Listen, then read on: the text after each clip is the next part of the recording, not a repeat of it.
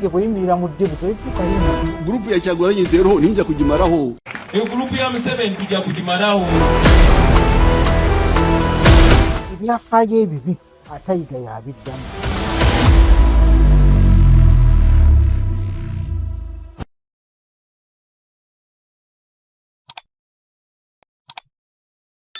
Assalamu alaikum warahmatullahi wabarakatuh. Kansumenti muli bulungi. Mbalamusiza mbabuuzaako erinnya nze Kalyesuubula aka Jamaalu, manager Jamaalu. Oli ku Big Brother Zone, ndine Haji Ashraf Simwogerere, senior citizen. Ekyo nze kyange naye nze bwe mulaba ndaba he is a senior citizen mu mbeera ez'enjawulo zonna. So abadde annyumizaamuko mabega wa kamera nga ŋŋamba nti ebyasa generations mukaaga. Kale awo Haji, wakati mu kuba nti generations mukaaga oli otya Haji? Alhamdulillah, walaikum salaam. Asanze okusanga. Alhamdulillah. Bitambula bitya? Bitambula bubi. N'abaleyo mwonna bannange, salaamu alaikum wa rahmatullahi wa barakatuh. Nsanyuse nnyo okubeera nga ono mutabani wange Jamaalu ajja n'ambuuzaako wano. Naye ajja n'ambuuzaako, ambuuza ebibuuzo biri political, ebirala biri social, ebirala biri economic. Leero tubadde tunyumya nga naye kimanyi naye kimanyi abantu ombuuza naye tebamanyi Haji Ashraf Simwogerere. Singa kibadde kisoboka twanditandikidde ddala ku kusomako wansi kuvanga bakuzadde waakiri tunaaba okutulamu obutundu kubanga tebikyakola nnyo makulu interview ze tubeerako. Omanyi na interviewinga nnyo abayimbi, nali nkyakola ku radio Suubi, abayimbi naba interviewinga bangi abasinga.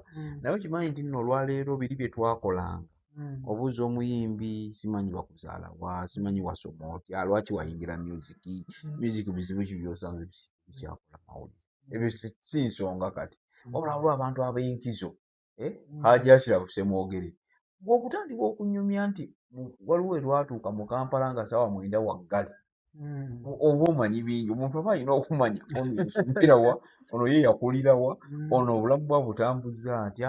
Haji Ashraf Simwogerere, obulamu bwo okuva mu bintu bya bino, wasomawa, obeerawa, bataata abakuzaala baani, tujje mpolampola eno mpaka tujja tutuuka mpaka mu bufumbo, tutuuke awo wonna mu katembawo. Muline omugenzi Kato Lubwama, muzze Bawumalu Katende bonna obamanyi. National Theatre eyo omanyi abantu tebagimanyi. Kati ate era yaffe generation yaffe eno ate tegedde nnyo La Bonita, Bati Valley Theatre. Jjukira twagenda ogira bwe tuti wano abaali bayimirira bakayimbira waaliwa Pride. Ate Pride awo jjukira neevaawo. Kati ate awo Bati Valley Theatre, then ndujjaawo Obligate empya, simanyi kagamba eyo nene twagala obitubuulire bijje bitya kubanga bitambula. Haji sasa kusanga Alhamdulillah bibadde biwanvu naye obulamu sina biwanvu ate gwe olinga atamanyidde ddala, naye kintu ky'omanyi kimanyiko kimanyi kubanga ogamba Pride Theatre Haji nze nyinza bamanyiko ntolina naye waliyo omulala muganda wange atulaba byonna sigaanyi abalaba, naye naawe naawe tomanyi kubanga obulamu. Nze nkubuulira by the way, ngenda kwenkana n'ennabbi weyagendera, Allah yamujjulira. Sigamba nange bagenda kunzijoola, naye emyaka gye njigiddemu gyegiri kuno ntambuza gwa 63. Nabbi Muhammad sallallahu alaihi wasallam yagenda ku myaka 63. Nze August nange nze mpeza nkaka mu esatu. Kati kiba kitegeeza ki? Nti 1963 nga Uganda yakafu na independence. August mwe nazaalibwa waka by the way ebbomba awo si Bombo Town maama teyagenda mbanyanzaire waka era mulerwa wange mulerwa wa maama yamuzaalisa abamwita Doloka mukyala Doloka naye aba yamujjulula olumu nja kumunyumizaako ng'aliko sitole enyuma kakati maama yajja taata Polo yakomawo nga 20 tebanzaala nga 24 kati 23 taata yakomawo nga buyisi maama n'abeera na busungu bwe bw'abeera n'obusungu bwe ne batamukola n'enkeera olubuto lumulamu nange sijja kumunyega obuyise olwo manyi ebisiiri ebyo ng'oli akomawo n'omusanvu 63 sorry ate awo waaliwo emirembe awo after independence awo ogonga ekyaliwo colonial government yakagenda kakati Obote wanu abazungu bakatuta tetunafuna na executive president tulina executive prime minister ntegeeza nti obuyinza nga bulinaani prime minister akolanga president president yaliwo Mutesa wanu naye nga prime minister ne prime minister yalina ki executive powers oli alina kitiibwa ebyo babinyumiza kubanga olubanzaala era nze kyenva ŋŋamba nti creation yange yenkanya ddala naani ne Uganda n'obwetwaze bwa Uganda kubanga maama wange bw'aba yanzaala August kati ate okuva October okutuuka we yanzaalira waliwo emyezi 9 kiba kitegeeza yakonsiivinga ku independence kale nenkanana ki nembeera Kabonga kyalo kyaffe ekyo kyali kyalo ky'abaami abaami ba Ssaabasajja kubanga kuliko omusajja kumanya ŋŋenda infakiri yali anko wa Naggenda ono eyafa Naggenda yali anko we kati bw'ova ku Naggenda waliwo Lusengubuge mwami waliwo omusajja akaawa nga mwami wa Kabaka waliwo omusajja omulala nga bamuyita mutamanya ŋŋamba kugamba kyalo kyali ky'abaami kuliko abagagga Balwoga jjajja wange Wakayima naye nga siki ne Muteesa yakyalako ne ku kyalo kyaffe Edward Muteesa nga bamugambye Lwoga alina ente bw'ogikwatako bw'oti ejja n'amasafu ate nga ye agenda kulambula Kyaddondo n'agamba njagala kugendako ku maka ago si kukyamawo bajja ne bategeka n'akyalawo naye waliwo ekimu jjajja wange yali Wakayima nga bamuyita Wakayima yakola ebintu nga bimuyisa Wakayima omwali n'ekyo eky'ente eyo ente kakati oli first baali bamuyita Festo Manyaŋŋenda nga mwami wa Kabaka simanyi bagamba yali akola na mu nkuluze sijja n'obuyumba bukyali bunene bwa Manyaŋŋenda kati Manyaŋŋenda oyo Kabaka banoonya waanaakyala buli waanaakyala ebaayo ensonga takyala mu baami bennyini akyala ate ku kyalo n'alaba abantu baakwo kati oyo omugagge wa Lwoga naye yakiteekawo ente eyo okukwatako bw'otyo ojja n'amasavu muki nze lwakyo ondya ekirimi ekyamuyisa Wakayima ekyabujjajja ebimu ku bimuyisa Wakayima ekyo byali ku bimu ebyo byali ku bimu Wakayima yali mugezi era nze oyo mumanyi ewaffe kitaake bonna babadde nabo bamakanika naye kyeyakola n'ayita munne bamuyita Kasagama naye nga musajja w'amaanyi nga ekyo kimaze okuyita manya ngenda agamba Lwoga nti Ssaabasajja asazeewo mu Kyaddondo wano kukyala wuwo alabe ku nte by'okwatako n'ekamasavu. Ssaabasajja ajja onoomulimba nga tojja kumulimba. Awo yakikola atya? Kati awo Kayima atuula gundi Lwoga nga gamba ku banne Ssaabasajja ajja kulaba nte ereeta ki by'okwatako n'ojja n'amasavu. Nze bulijjo mbyogera kati tugenda kukola nti. Kayima n'amugamba sirika ejja kujja amasavu. Kakati olwo yasala ente nnyingi. Lwoga yasala ente nga zisukka ne mu 10 ez'okugabula abantu. Ssaabasajja ajje awakaawo ate jjukira buli bwakyala ye yakola ki? Yagabula. Si gwagabula, Ssaabasajja yagabula. Ne bwaba yaba b'osaze ente ezo biki yaba agabudde kubanga yennyinimu. Otyo ng'amugamba Lwoga salayo ente ensava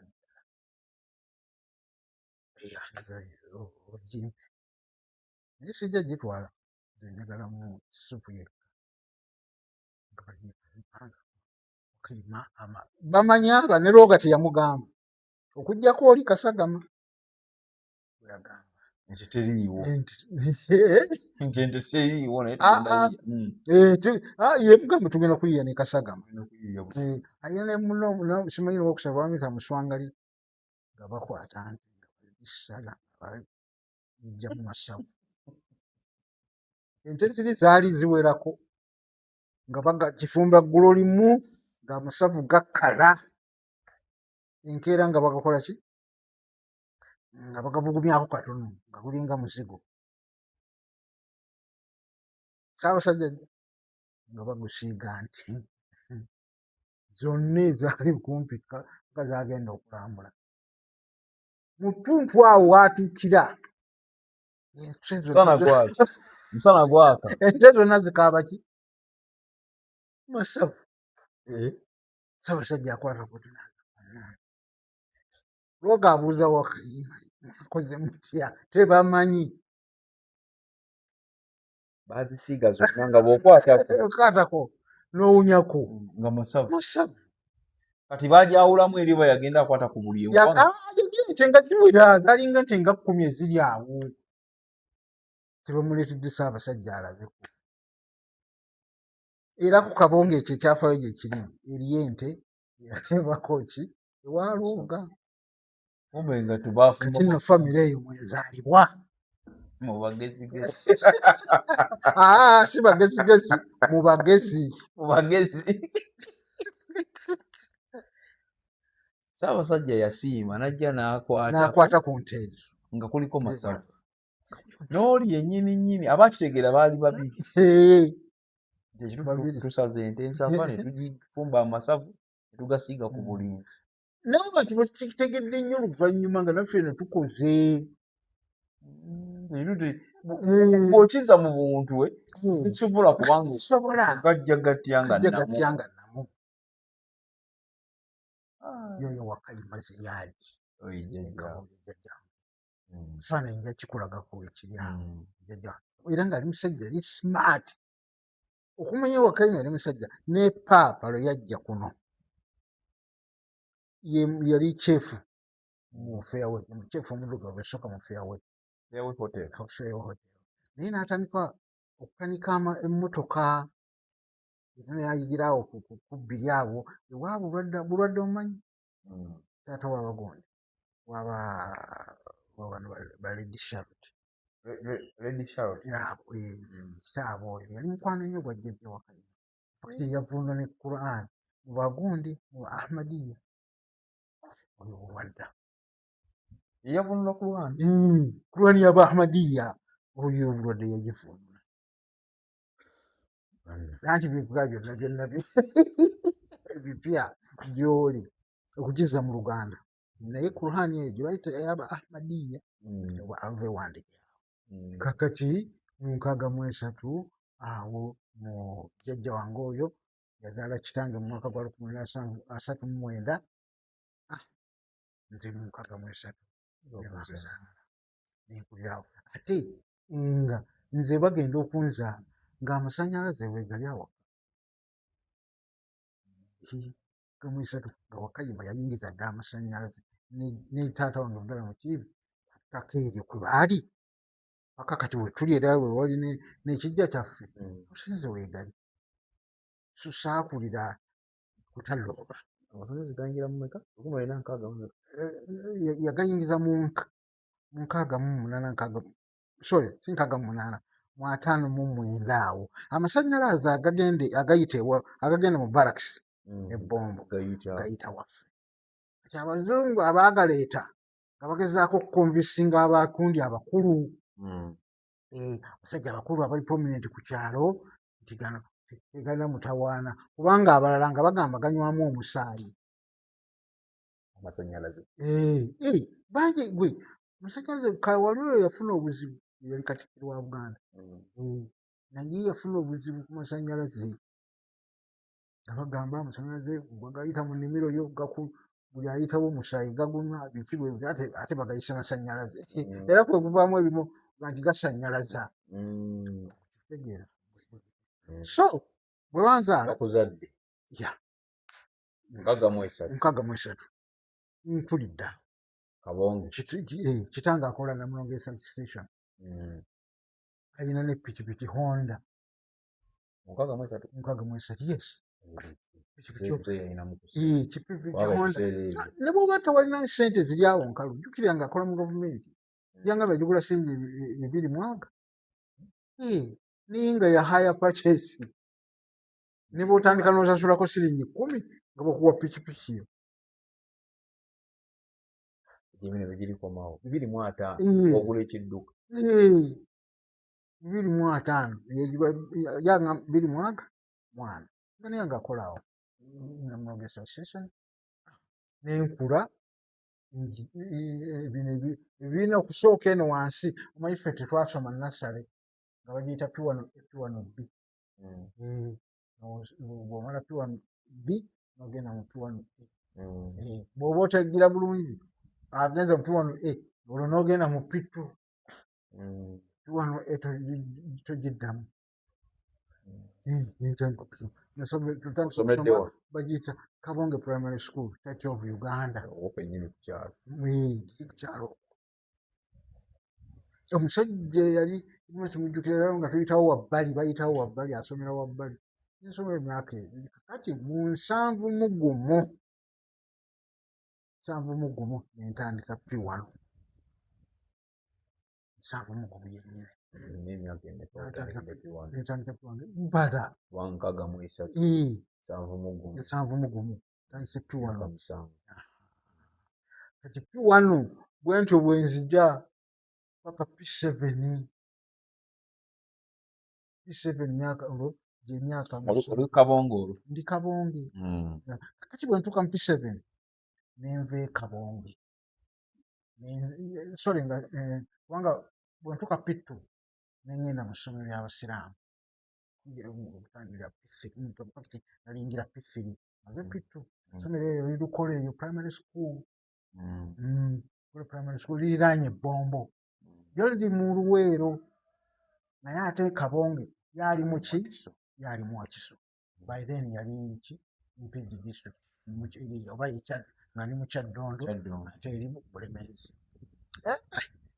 naye nga isi nali mugenzi ekyo kyo nkusigira n'abasomesa bonna bwenga nabeera owokubiri mu ttaamu eyokusatu abaana ne bangira bakisiize gamba nenkaba muziga nga nali wakubiri ssomero era awo entandika n'okusoma ku Quran Sheikh Zubair Kayongo abadde Mungu amusaasire yakola essomero ku Kabonge okwo ng'agiyita Madrasat Dawatul Islamiyya bangi nnyo basseeka nga Ssaaka Ssekimpi naye yali eyo yasomera abayita awo lubira nga bantu baki bamulembe kati bwenvaayo nenzira Namulonge mu P7 kati mwese munjo PP7 olwo omulembe gwa Amini awo wonna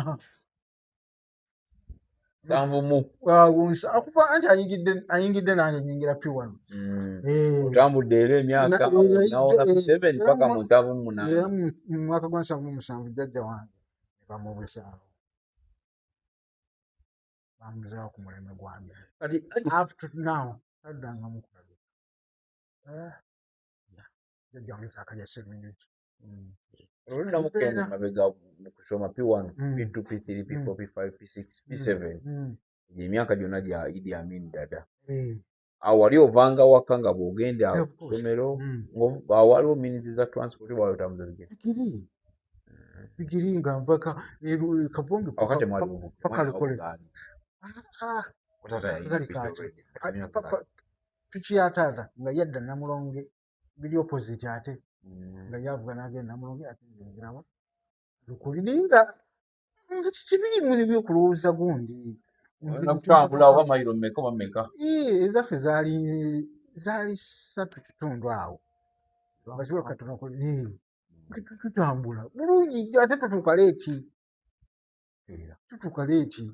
ate nga siyaba butuke naye maama akugenda awo obuyinja obwo bwe bwasinga okutunyiga ennyo naye ate nga bwatukola bulungi nnyo natuuka okusoma obusawo ngamba nti kale naye kati omwana afusibutuka wano ewaffe erungujja agenda wali ku gundi ku lubiri ayagala omu transport naye ffe nga tekola kati ebizibu byebyo jjajja wange nebayagala n'okugenda nsomye ku Quran ewa gundi nayagala okuntwala Lamu nti neyongera okusoma naye saagenda jjajja bamubuzaawo ate neŋŋenda netandika okubeera ne Namulonge gyenkola P7 naye kumanyi okukeera enkya nebabuzaawo omuntu n'agenda Amini balinga bakoze kyabo ati bakoze ki ennaku zowula abantu ababula baba bakoze era ensonga ziba za byabufuzi biri ate tewali nga tomanya n'ennyumba obuyizimba ennyumba nnungi eri awo enyiza abakulembeze abantu ate omukulembeze oluusi katakimanya naye ola agira bugiza amanyi abanabbi nga balina akambu kabagera nyerekuta omunu nyereku mwana oyo mwana wange azimbye amaka nyerekuta omunu nyereku ye mwana mwana wani omanyi muko ku lugundi naye ekyasinga okuntawaanya ne kati ate nga nkifunamu ssente kati lwali luzungu awo tugenda tuukawo Haji kugamba gwe nga lukutawaanya nnyo oluzungu okumanya oluzungu lwantawaanya okimanyi nti nga omusamusajja nefuna headmaster bali mutandala Sserunjogi nga walugavu naye ava Kampala eno najja netteeka nga no speaking vernacular kati nze nalowooza nti vernacular nalwo lulimi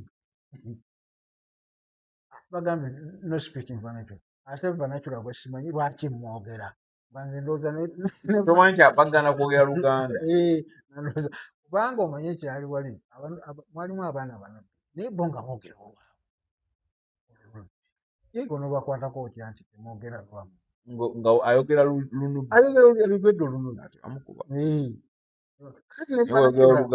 ne vernacular okusooka nga simanyi okumanya yakambuwala n'agamba even teachers n'ateekawo ekisente bw'oyogera Oluganda nga bakwambaza ekisente nga bw'oba okigize nga bakuyiwa bwe kityo nga kitambula olweggulo ng'akuŋŋanya ani yabadde nakyo gundi gwe n'okiwaani gundi mwenna ne bakuba emiboko kati nze bagambye bakolangani nzija kakati omusomesa nga ajja teyajja n'aŋŋamba genda nkimira ennoni mu ofiisi ya headmaster nga naye atyayo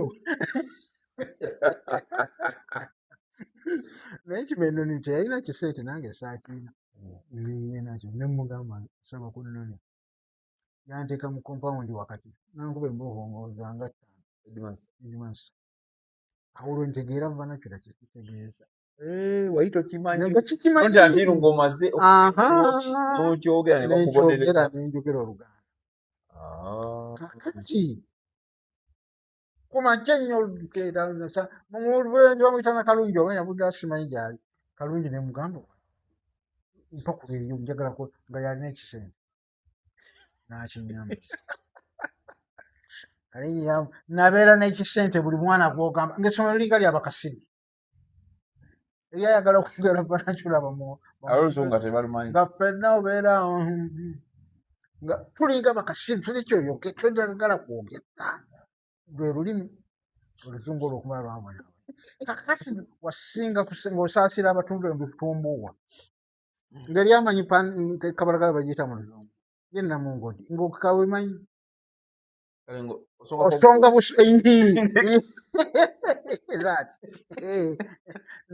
n'abakazi nabo ne batandika okuyiga olulimi bali essomero omukulu w'essomero yagoberamu ddala Oluganda. Kabonge primary school. Lukole. Oli Lukole. Yumeya. Kakati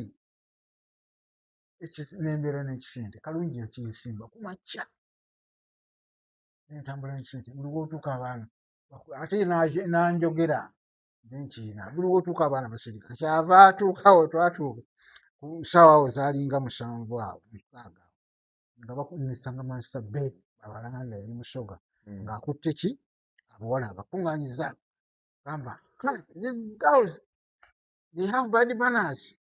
Neŋŋamba ate ayogedde mu Vernacular ate naawe mula nenkimusimba batuka ne batica mubawe agambye you have bad manners. Awo bakugamba bati awo okisimbye bad manners yali awo nga tubimanyi kuba tumanyi Luzungu obwongo wawulira neŋŋamba awo mudde mu Luganda ate n'ayogera ekife naŋŋamba what have I said nga simunyaga you said it nga ndi mukambwe nange kubanga nga bw'olwa nakyo tokigabye eggulu bakubaza abasatu lwaki tewakigabye kasobeera naye n'omala nekiyita lunch n'ogenda maaso nkimuwadde Mr. Ben teyakigaba nabeera nakyo batuuka eggulu tuli ku parade babuuza ani Kalungi agamba buundi nga mukyalo eyo manyi ebyeri ey'omukyalo mayanja bitu mayanja anvaayo gamba mbuuza okiwaddani Mr. Ben kamukambwe eri mukambwe buli omu nalya kimuwadde ate tufudde kyava Headmaster amubuuza what did he say nga nsobola okyogera mu Luganda nga he said that one kyeva mpitayo omuwala n'ensonga ku kyeyayogedde he said that wakisonzeeko baali bakiwandiise kuki wasonga kuki wayitayo omuwala n'osonga ku kyeyayogedde kati tikya kwe kutegeera era ekitegeera kakati Mr. Ben kyavaawo I said bad manners essomero eno negamba nga bonawo tebabimanyi ago mwaka ki 7 jamaa njembo yali 7 in fact wetuva n'abasomesa ekuze kibiina ekyogedde yatabuti baana baddeka tetweyongerayo kubanga nkubuulira oluzungu ate nga mu written ndi mubi owulira eyo primary nkyali mu primary oli mu primary kakati bwe ngenda e Namulonge essomero lyatakuba omusomesa yampalana nnyo kati taata nzijjayo awo jjajja we bamuwuliza bamubuza 7 naye 7 weempirayo taata nandeetawo 7 nengenda mu P7 e Namulonge. That is a middle class school. Jukira abagundi abazadde abalina abaana baabwe mu farm, abazadde abo abadoctors, veterinary officers abo ab'amaanyi balina abaana baabwe webasomera. Kati ngawa maanyi kakati era ate erina ensanga ekizibu kibali nga balina kiyembe ekiyembe kyente buyigula vanakino okusibamu kiyembe. Ate eyo nenfuukira ddala kasiru kubanga ng'abasinga boogera emboozi nekugira ne baba nga banyumye kulimira. Lino lyaliko kale okusinga eri ewali lino mu luzungu ati mulimu abaana bakadde baabwe babadde mu kibuga ne batwalawa nga bavudde Nakasero. Infactyewo nenfuna ne mukwano gwange bamwita Kalinzi nga mutabani wa Gwayambadde, Professor Gwayambadde nga yampa ku bigambo oyo klasi P7 yampa ku bigambo by'oluzungu naye nga mbeerawo mu Bwakutaano sisika wansi wa Kutaano wansi awo nga omusajja olw'obusirise bwange alowooza nsirika lwakuba soogera eyampa bwa kirasi monita. kumbe luzungu jowa lwaki kyokka kirasi monita olina okwogera bakwata bakuwa obukulu amanyi toyogera oli musirise kumbe Olungereza kyekizibu.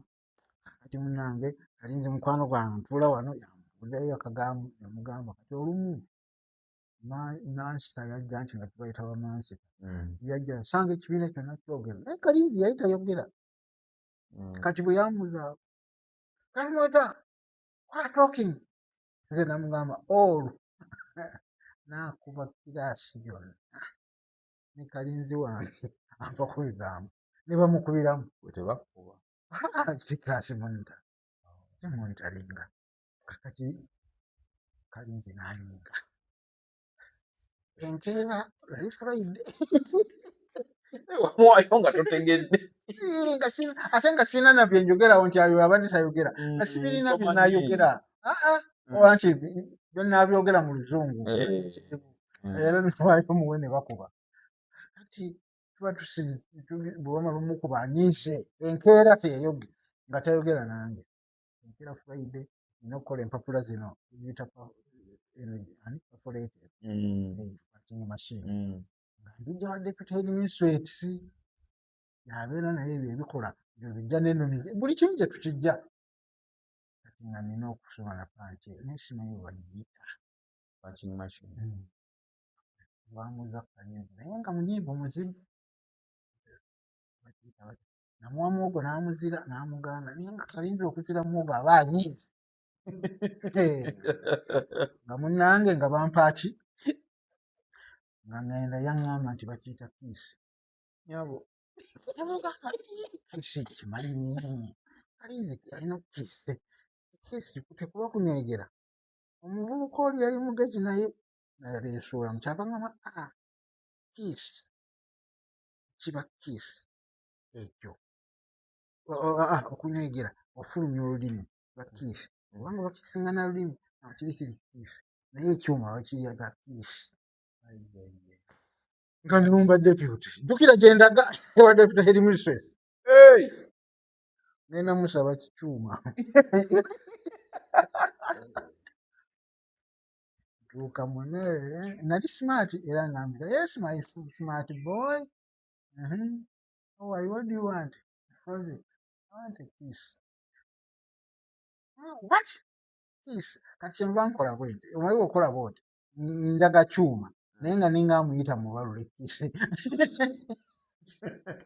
kyonze nali ndi musotinga ki mukula punching machine kiisi